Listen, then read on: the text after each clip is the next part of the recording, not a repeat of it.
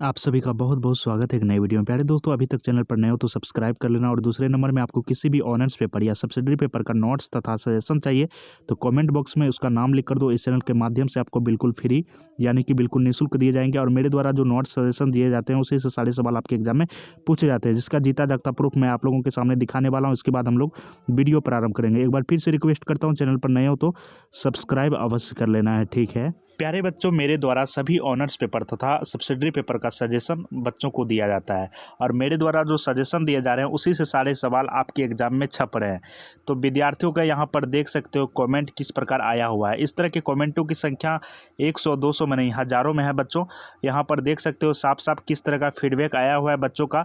और ये बच्चों का कहना है कि सर आप जो सजेशन देते हो सभी ऑनर्स तथा सब्सिडरी पेपर का, उसी से सारे सवाल एग्जाम में मैच कर गए हैं, एक भी सवाल इधर उधर का नहीं है। तो प्यारे दोस्तों, आप भी हमारे ऊपर भरोसा करो और आप हमारे चैनल से जुड़ जाओ। मेरे द्वारा जो सजेशन दिए जा रहे हैं उससे आप एग्जाम हॉल में प्रवेश करने से एक दिन पहले ज़रूर देख लेना ताकि आपको हेल्प मिले। पार्ट 1 बीए प्रथम वर्ष या बीए फर्स्ट ईयर में यदि आपने सोशियोलॉजी बोले तो समाजशास्त्र जैसे सब्जेक्ट को ऑनर्स पेपर के रूप में रखा है तो प्यारे बच्चों, आज का वीडियो आप सभी के लिए वरदान साबित होने वाला है। जी हाँ, आज के इस वीडियो में देखने जा रहे हैं सोशियोलॉजी ऑनर्स पेपर 1 के सभी इंपॉर्टेंट क्वेश्चन। वही प्रश्न देखेंगे जो आपके एग्जाम में 100% पूछा जाए, इसमें शक की थोड़ी सी भी गुंजाइश नहीं है। और यहाँ पर जो भी बातें होती है 100% गारंटी वाली बातें होती है, ये सारे प्रश्न आपके एग्जाम में छपने वाले हैं। यदि आपको मेरे इन बातों पर विश्वास ना हो तो सभी के पास तो क्वेश्चन बैंक होगा ही। क्वेश्चन बैंक को पलटाइए और देखिए ये सारे सवाल आपके एग्जाम में कितने बार पूछे गए हैं, तो ही आपको इन प्रश्नों की अहमियत तथा इम्पोर्टेंसी पता चलेगी। ये सारे सवाल आपके एग्जाम में एक बार नहीं पूछे गए, नहीं 2 बार पूछे गए, पिछले 10 वर्षों से लगातार पूछे जा रहे हैं। अब आपका सवाल आता होगा, सर ये 10 वर्षों से तो लगातार पूछे जा रहे हैं, परंतु क्यों पूछे जा रहे हैं? क्योंकि इससे बेहतरीन और इससे सर्वश्रेष्ठ सवाल सोशियोलॉजी जैसे सब्जेक्ट में है ही नहीं, इसलिए एग्जामिनर के द्वारा इसे बार बार रिपीट किया जा रहा है, ठीक है। तो प्यारे दोस्तों, इन सभी प्रश्नों का आंसर यानी कि उत्तर जो है सोशियोलॉजी बोले तो समाजशास्त्र के प्रोफेसर के द्वारा स्पेशली काफ़ी आसान व सरल शब्दों में तैयार कर लिए गए हैं। यदि आप इन प्रश्नों का उत्तर एक नज़र से देख लेते हो, आप मन की गति से याद कर पाओगे और पूरे लाइफ टाइम तक इन प्रश्नों का उत्तर नहीं भूल पाओगे। इसी से अंदाज़ा लगा सकते हो कि सोशियोलॉजी के प्रोफेसर के द्वारा इन सभी प्रश्नों का उत्तर कितने आसान शब्दों में तैयार किए गए हैं। मेरे द्वारा दिए गए उत्तर को यदि आप एग्जाम हॉल में सेम टू सेम लिख देते हो तो एग्जामिनर यानी कि कॉपी जांचने वाले भी इंप्रेस हो जाते हैं और आपको सोशियोलॉजी जैसे सब्जेक्ट में फुल मार्क्स देते हैं, क्योंकि उन्हें भी आसान शब्दों में उत्तर चाहिए होते हैं। प्यारे बच्चों, यहाँ पर बात कर लूँ, इन सभी प्रश्नों का आंसर का पीडीएफ मेरे द्वारा तैयार कर लिए गए हैं, ठीक है। आंसर के पीडीएफ में, जी हाँ दोस्तों, मेरे द्वारा जो आंसर का पीडीएफ तैयार किया गया, आंसर के पीडीएफ में सिर्फ और सिर्फ आपको आंसर ही देखने को मिलेंगे, आंसर ही देखने को मिलेंगे, ये सारे प्रश्न देखने को नहीं मिलेंगे। तो आंसर का पीडीएफ लेके क्या करोगे जब आपको प्रश्न ही ना पता हो? तो प्रश्न आप लोगों के लिए लिखना काफ़ी ज़्यादा इंपॉर्टेंट है और मजबूरी भी है। तो मैं उम्मीद करता हूँ आप सभी इन प्रश्नों को अपने कॉपी में लिख लोगे, फिर मेरे द्वारा दिए गए आंसर को के पीडीएफ को तो ही प्राप्त करोगे, ठीक है। तो आप लोग जल्दी से इन प्रश्नों को अपनी कॉपी में लिख लीजिए, फिर इसके बाद मैं वीडियो के अंत में बताऊंगा कैसे आप कुल मिलाकर 1 मिनट में इन सभी प्रश्नों के आंसर का पीडीएफ प्राप्त कर पाओगे। टारगेट विद शिवम, यानी कि मैं 100% गारंटी ले रहा हूं दोस्तों, यही सारे सवाल आपके एग्जाम में पूछे जाएंगे। इससे बाहर आपको कुछ देखने को मिल ही नहीं सकता। बस इतना पढ़ लो और मैं यहाँ पर गारंटी ले रहा हूँ। इस 10 मिनट के वीडियो में 100 मार्क्स की गारंटी ली जा रही है। तो आप लोगों के पास एक गोल्डन अपॉर्चुनिटी है, इस तरह की अपॉर्चुनिटी को यूँ ही जाने नहीं दिया जा सकता, ठीक है। जब आप एग्जाम हॉल में प्रवेश करोगे तो आप मेरे को दिल से याद करोगे, क्योंकि सारे के सारे सवाल यहीं से आपको देखने को मिलेंगे आपके एग्जाम हॉल में।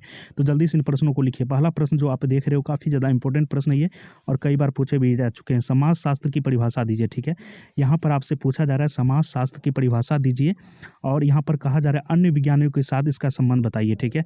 यहाँ पर सबसे पहले आपसे पूछा जा रहा है समाजशास्त्र की परिभाषा और अन्य विज्ञान, जितने भी विज्ञान हैं उनके साथ इसका क्या संबंध है, इसके बारे में पूछा जा रहा है। अब प्यारे दोस्तों, यहाँ पर सोचने वाली बात यह है कि आप चलते फिरते कहीं जा रहे हो, ठीक है। कहीं जा रहे हो, आपसे रास्ते में कोई पूछ दे, यार आपका ऑनर्स पेपर क्या है, तो आप बताओगे सोशियोलॉजी, तो आपसे पूछेगा सोशियोलॉजी का कहीं ना कहीं मेरे को परिभाषा बताओ। ये कॉमन क्वेश्चन है और कहीं भी आपसे पूछ दिया जाएगा, ठीक है। आप समाजशास्त्र का परिभाषा बताओ, तो जब आपको ये परिभाषा ही ना पता हो तो फिर आप सोशियोलॉजी को ऑनर्स पेपर में रखे क्यों? तो प्यारे दोस्तों, मेरे द्वारा जो आंसर तैयार किए गए काफ़ी अच्छे ढंग से बताए गए हैं कि समाजशास्त्र होता क्या है, इसकी परिभाषाएं किस प्रकार आपको दी जानी चाहिए। तो काफ़ी अच्छे ढंग से एक एक बात को एक्सप्लेन किया गया है, ठीक है। इसके बाद अथवा में आपसे पूछ दिया जाएगा कि समाजशास्त्र का इतिहास, मनोविज्ञान, अर्थशास्त्र तथा राजनीति शास्त्र से संबंध बताइए। देखिए, यहाँ पर समझने वाली बात है, ये दोनों प्रश्न बिल्कुल सेम है, ठीक है।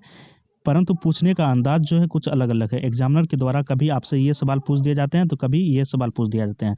अन्य विज्ञान, मैंने बताया अन्य विज्ञान का मतलब क्या हो जाता है, बहुत सारे जितने भी विज्ञान हैं उनसे इसका क्या संबंध है। तो जैसे कि समाजशास्त्र का इतिहास से, मनोविज्ञान से, अर्थशास्त्र से, राजनीति शास्त्र से संबंध बताइए। ठीक है, राजनीति विज्ञान, राजनीतिक शास्त्र भी बोल सकते हो।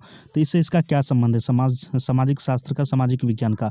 तो आपको यहाँ पर एक एक बात को एक्सप्लेन करना है। और इस बार जो है आपसे इन दोनों में से एक सवाल पूछे जाएंगे, ये वाला सवाल पूछा जाएगा। अब आपके मन में आता होगा सर ये सवाल क्यों पूछे जाएंगे, इसमें VVI लगा हुआ है, बोले तो वेरी वेरी इंपॉर्टेंट हो जाता है। ठीक है, तो दूसरा सवाल और आप फास्टली लिखने का कार्य करो। ठीक है, क्वेश्चन नंबर दूसरा आपका, व्यक्ति और समाज के पारस्परिक संबंध की व्याख्या करें। व्यक्ति और समाज के बीच क्या संबंध है, इसके बारे में आपको व्याख्या करना है, विवेचना करना है।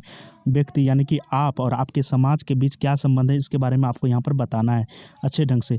समाज शब्द से आप क्या समझते हैं। ठीक है, समाज शब्द, आप जिस समाज से रहते हो उस समाज का अर्थ होता क्या है, समाज शब्द से आप समझते क्या हो, समाज शब्द का अर्थ मुझे बताइए। ठीक है, इसके आवश्यक तत्वों का वर्णन करें और समाज के कौन कौन से आवश्यक तत्व हैं, इसके बारे में आपको यहाँ पर व्याख्या करना है।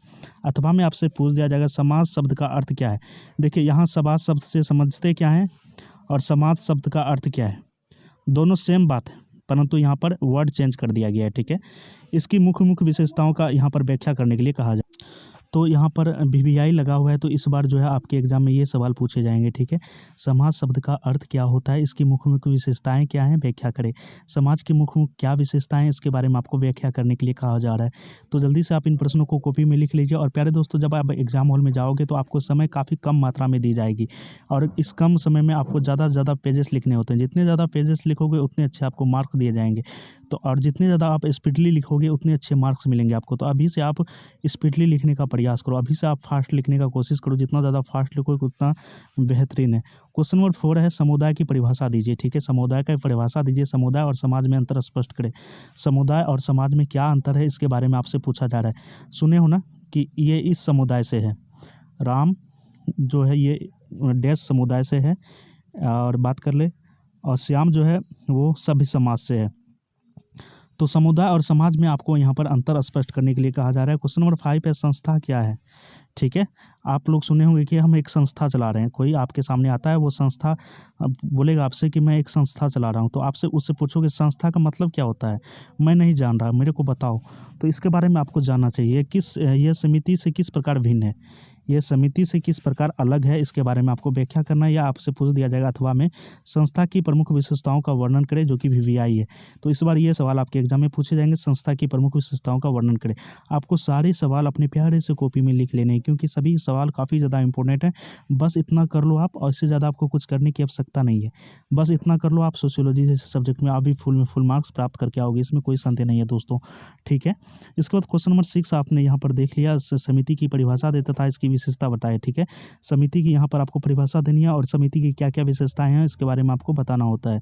क्वेश्चन नंबर 7 है आपका, प्रथा से आप क्या समझते हो। ठीक है, जैसे कि आज से बहुत दिन पहले बहुत सारी प्रथा चलते आ रहे थे, सती प्रथा, दास प्रथा, और अभी के समय में दहेज प्रथा चल रहा है। काफ़ी ज़्यादा ट्रेंडिंग है ये दहेज प्रथा। दहेज प्रथा काफ़ी ज़्यादा ट्रेंडिंग में, जो दहेज के बारे में काफ़ी ज़्यादा बड़े बड़े भाषण देंगे, परंतु वो भी दहेज लेते हैं। तो ये कहीं ना कहीं प्रथा है, तो इसके बारे में आपको बताना है कि प्रथा से आप क्या समझते हो, प्रथा का अर्थ क्या होता है। इसके बाद सामाजिक जीवन में प्रथा के व्यवहारिकता पर प्रकाश डालें। सामाजिक जीवन में प्रथा का क्या महत्व है, इसके बारे में आपको यहाँ पर व्याख्या करना है दोस्तों। काफ़ी प्रश्न बेहतरीन है और उम्मीद करता हूँ सभी प्रश्नों को लिख लोगे, और ये सारी बातें आपको जानना चाहिए। ठीक है, आपको पढ़ने से, देखो यहाँ पढ़ना इम्पोर्टेंट नहीं है, ये जानना इम्पोर्टेंट है। ठीक है, ये सब जान लेते हो तो आप कहीं 10 लाइन अच्छे से बोल पाओगे, और ये सारे के सारे प्रश्न इंपॉर्टेंट हैं। मैं इस वीडियो में इंपॉर्टेंट वर्ड का काफ़ी ज़्यादा यूज़ कर रहा हूँ, क्योंकि ये सारे सवाल काफ़ी ज़्यादा इंपॉर्टेंट है प्यारे बच्चों। क्वेश्चन नंबर 8 में आपका, जनरीति की परिभाषा दीजिए। जनरीति और प्रथा में अंतर बताइए। जनरीति की यहाँ पर आपसे परिभाषा पूछ रहा है। ठीक है, और साथ ही साथ आपने इस सवाल में एक पॉइंट और जोड़ दिया है कि जनरीति और प्रथा में आपको यहाँ पर अंतर स्पष्ट करना है, अंतर बताना है। ठीक है, डिफ्रेंशिएट करना है। क्वेश्चन नंबर 9 है आपका, लोकाचार से क्या समझते हो आप। लोकाचार से आप क्या समझते हो, लोकाचार तथा जनरीति में अंतर बताइए। ठीक है, लोकाचार से आप क्या समझते हो, लोकाचार तथा जनरीति में आपको यहाँ पर अंतर स्पष्ट करना है। ठीक है, डिफ्रेंशिएट करना है। क्वेश्चन नंबर 10 है आपका समुदाय की परिभाषा एवं विशेषताओं का वर्णन करें। समुदाय की यहाँ पर परिभाषा पूछी जा रही है और समुदाय की विशेषताएं आपसे पूछी जा रही है, ठीक है। तो इसके बारे में आप जितने अच्छे ढंग से लिखोगे उतने आपको अच्छे मार्क्स मिलेंगे। अथवा में आपसे पूछ दिया जाएगा समुदाय की परिभाषा दीजिए, समुदाय और समाज में अंतर स्पष्ट कीजिए, ठीक है। समुदाय की आपसे यहाँ पर परिभाषा पूछी जा रही है और समुदाय और समाज में अंतर आपको यहाँ पर बताना है, ठीक है। और इसके बाद अथवा में आपसे पूछ दिया जाएगा समुदाय में के तत्व स्पष्ट कीजिए, ठीक है। यहाँ पर देखो ये 3 प्रश्न पूछे जा रहे हैं, इन 3 में से जो है ये प्रश्न काफ़ी ज़्यादा इंपॉर्टेंट है। समाज के तत्व स्पष्ट कीजिए, ठीक है। इसके बाद क्वेश्चन नंबर 11 है प्यारे दोस्तों, हम समितियों के सदस्य होते हैं, संस्था के नहीं, विवेचना कीजिए। हम समितियों के सदस्य होते हैं परंतु संस्था के नहीं। संस्था के सदस्य क्यों नहीं होते हैं, इसके बारे में आपको यहाँ पर बताना है, व्याख्या करना है, जो कि VVI है। बोले तो वेरी वेरी इंपॉर्टेंट है ये क्वेश्चन। क्वेश्चन नंबर 12 आप अपने प्यारे से कॉपी में लिखोगे, संदर्भ समूह की अवधारणा को स्पष्ट करें। संदर्भ समूह की अवधारणा को स्पष्ट करें, मानव व्यवहार पर इसका क्या प्रभाव पड़ता है, ठीक है। संदर्भ समूह की अवधारणा को यहाँ पर स्पष्ट करना है आपको, मानव व्यवहार पर इसका क्या प्रभाव पड़ता है इसके बारे में आपको बताना है। क्वेश्चन नंबर 13 है प्यारे दोस्तों, संदर्भ समूह की परिभाषा दो, ठीक है। संदर्भ समूह की परिभाषा दो, संदर्भ समूह की विशेषताओं की विवेचना करो, ठीक है। संदर्भ समूह की यहाँ पर कौन कौन सी विशेषताएं हैं इसके बारे में आपको बताना है, जो कि VVI है। बोले तो वेरी वेरी इंपॉर्टेंट है सवाल। क्वेश्चन नंबर 14 आपकी प्राथमिक समूह क्या है, ठीक है। प्राथमिक समूह क्या है, प्राइमरी ग्रुप क्या है, इनकी प्रमुख विशेषताओं को बताइए। प्राथमिक समूह की विशेषताओं को यहाँ पर आपको बताना है। अथवा में आपसे पूछ दिया जाएगा प्राथमिक समूह क्या है, मानव जीवन पर पड़ने वाले इसके महत्व की समीक्षा करें। प्राथमिक समूह क्या है और प्राथमिक समूह मानव जीवन पर प्राथमिक समूह का पढ़ने वाले महत्व की यहाँ पर आपको व्याख्या करना है, जो कि VVI है। बोले तो very very important. Question number 15 है प्यारा दोस्तों, काफ़ी प्यारा सा प्रश्न है, सामाजिक समूह की परिभाषा दीजिए, प्राथमिक और द्वैतिक समूह में अंतर स्पष्ट करें। सामाजिक समूह की परिभाषा दीजिए तथा प्राथमिक और द्वैतिक समूह में आपको यहाँ पर अंतर बताना है। क्वेश्चन नंबर 16 है प्यारे बच्चों, संस्कृति क्या है, ठीक है। संस्कृति क्या है, संस्कृति एवं व्यक्तित्व के अंतर संबंधों की विवेचना करें, ठीक है। संस्कृति क्या है, संस्कृति एवं व्यक्तित्व के अंतर संबंधों की यहाँ पर संबंधों की विवेचना करना है आपको। अथवा में आपसे पूछ दिया जाएगा संस्कृति और व्यक्तित्व के अंतर संबंधों का उल्लेख करें, ठीक है, जो कि VVI है। बोले तो very very important. Question number 17 है आपका सभ्यता की परिभाषा दीजिए। कोई सभ्यता, जैसे कि सिंधु घाटी सभ्यता का आप लोगों ने नाम सुना होगा, परंतु सिंधु घाटी में सभ्यता क्यों जोड़ा गया इसके बारे में आपको जानना चाहिए। सभ्यता का मतलब क्या होता है, सभ्यता का परिभाषा क्या होता है, इसके बारे में आपको जानना चाहिए। संस्कृति से अंतर स्पष्ट कीजिए, सभ्यता और संस्कृति में के बीच क्या अंतर है इसके बारे में आपको बताना है, ठीक है। अथवा में आपसे पूछ दिया जाएगा संस्कृति एवं सभ्यता के बीच अंतर स्पष्ट करें, जो कि काफ़ी ज़्यादा इंपॉर्टेंट है, इस बार आपके एग्जाम में पूछे जा सकते हैं। क्वेश्चन नंबर 18 है सामाजिक संरचना को परिभाषित करें, ठीक है। सामाजिक संरचना को आपको परिभाषित करना है तथा इसकी विशेषताओं को यहाँ पर आपको वर्णन करना है, जो कि VVI है। बोले तो very very important. Question number 19 आपका सामाजिक परिस्थिति की अवधारणा को स्पष्ट करते हुए भूमिका से इसका संबंध बताइए। सामाजिक परिस्थिति की अवधारणा को स्पष्ट करते हुए भूमिका से इसका आपको यहाँ पर संबंध बताने के लिए कहा जा रहा है। तो प्यारे बच्चों, ये सारे के सारे प्रश्न काफ़ी ज़्यादा इंपॉर्टेंट हैं, आप लोग उम्मीद करता हूँ कॉपी में लिख लिए होंगे। हम लोग 1 लाख सब्सक्राइबर के करीब पहुँच चुके हैं, ठीक है। जैसे ही 1 लाख सब्सक्राइबर पार हो जाता है, जैसे ही 1 लाख सब्सक्राइबर हम लोग प्लस हो जाते हैं, तो प्यारे दोस्तों इस चैनल के माध्यम से सभी ऑनर्स पेपर तथा सब्सिडरी पेपर के अलग अलग प्रोफेसरों के द्वारा आप लोगों को डिजिटल बोर्ड पर बिल्कुल निःशुल्क शिक्षा दी जाएंगी और साथ ही साथ यहाँ पर सारे कंटेंट भी आपको बिल्कुल फ्री दिए जाएंगे। तो मेरे द्वारा आप लोगों के लिए इतना सारा मेहनत किया जा रहा है, तो कहीं ना कहीं आप लोगों का भी फर्ज बनता है, दायित्व बनता है, चैनल को ज़्यादा से ज़्यादा सब्सक्राइब करें। उम्मीद करता हूँ कि आप लोग चैनल को ज़्यादा से ज़्यादा सब्सक्राइब करवाओगे, ताकि 1 लाख सब्सक्राइबर हम लोग पार कर जाएंगे। एक स्टूडेंट से हम 10 सब्सक्राइबर की उम्मीद रखते हैं, तो आप लोग प्लीज़ इतना तो कर सकते हो ना, इतना कर लेना बस। इससे ज़्यादा आपको कुछ करने की आवश्यकता ही नहीं है। पहली बार मैं आप लोगों को कुछ बोल रहा हूँ, मतलब होमवर्क दे रहा हूँ। क्वेश्चन नंबर 20 आपका सामाजिक गतिशीलता की परिभाषा दीजिए, ठीक है। सामाजिक गतिशीलता की परिभाषा दीजिए तथा इससे प्रभावित करने वाले कारकों की व्याख्या करें। सामाजिक गतिशीलता की यहाँ पर परिभाषा पूछा जा रहा है और सामाजिक गतिशीलता से प्रभावित जितने भी कारक हैं उनके बारे में आपको यहाँ पर व्याख्या करना है। क्वेश्चन नंबर 21 है समाजीकरण को परिभाषित कीजिए। समाजीकरण को परिभाषित कीजिए, इसके स्तरों चरणों का वर्णन कीजिए। अथवा में पूछा जा रहा है समाजीकरण से आप क्या समझते हैं, इसकी प्रक्रिया क्या है, ठीक है। तो ये सारे प्रश्न काफ़ी ज़्यादा इंपॉर्टेंट हैं, आपके एग्जाम में कई बार पूछे जा चुके हैं। क्वेश्चन नंबर 22 है आपका समाजीकरण का क्या अर्थ है, इसके प्रमुख साधनों का वर्णन करें। और अथवा में पूछा गया समाजीकरण से आप क्या समझते हो, समाजीकरण की एजेंसियों का यहाँ पर आपको वर्णन करना है। क्वेश्चन नंबर 23 है समाजीकरण से आप क्या समझते हैं, समाजीकरण में परिवार, शिक्षा तथा धर्म की भूमिका को आपको यहाँ पर स्पष्ट करना है। सामाजिक नियंत्रण से आप क्या समझते हो? इसके नियंत्रण के साधनों के अभिकरणों का यहाँ पर वर्णन करना है, जो कि वीवीआई है, बोले तो वेरी वेरी इंपॉर्टेंट। अथवा में आपसे पूछा जा रहा है सामाजिक नियंत्रण में प्रथा एवं कानून की भूमिका का वर्णन करें। क्वेश्चन नंबर 25 पे आपका सामाजिकरण से परिवर्तन से आप क्या समझते हैं? सामाजिकरण से आपके एग्जाम में कम से कम 4 सवाल तो अवश्य रहेंगे। सामाजिकरण परिवर्तन से आप क्या समझते हैं? इसकी प्रमुख विशेषताओं की विवेचना कीजिए, जो कि वेरी वेरी इंपॉर्टेंट है। आप लोग जितना फास्ट लिखोगे उतने अच्छे मार्क्स मिलेंगे, जितना ज़्यादा पेजेस लिखोगे उतने अच्छे मार्क्स मिलेंगे। तो अभी से आपको फास्ट लिखने का काम करना है। उम्मीद करता हूँ आप में से कुछ छात्र छात्राएं ऐसे भी हैं जिन्होंने प्रश्न को नहीं लिख पाया, तो आपको वीडियो बैक करके इन सभी प्रश्नों को कॉपी में लिख लेना है, ठीक है। प्रश्न लिखना अति आवश्यक है। जब आप प्रश्न नहीं लिखोगे तो आप इस वीडियो को देखने के काबिल नहीं हो। ओके, क्वेश्चन नंबर 26 आपका सामाजिक परिवर्तन की परिभाषा जी थी। जैसे कोई समाज में परिवर्तन आता है तो क्यों आता है, इसके बारे में आपको यहाँ पर एक्सप्लेनेशन करना है। इसके कारकों का वर्णन कीजिए। अथवा में पूछा जा रहा है सामाजिक परिवर्तन के प्रौद्योगिकी कारकों का यहाँ पर वर्णन करना है। सामाजिक परिवर्तन के आर्थिक कारकों का यहाँ पर वर्णन करना है, ठीक है। इसके बाद प्यारे दोस्तों यहाँ पर देख सकते हो क्वेश्चन नंबर 27 है द्वितीयक समूह, संदर्भ समूह, सामाजिक गतिशीलता, प्रथा, संस्था, ये सारे पर आपको टिप्पणी लिखना है। तो प्यारे दोस्तों इन सभी प्रश्नों का आंसर जो है तैयार कर लिया गया है।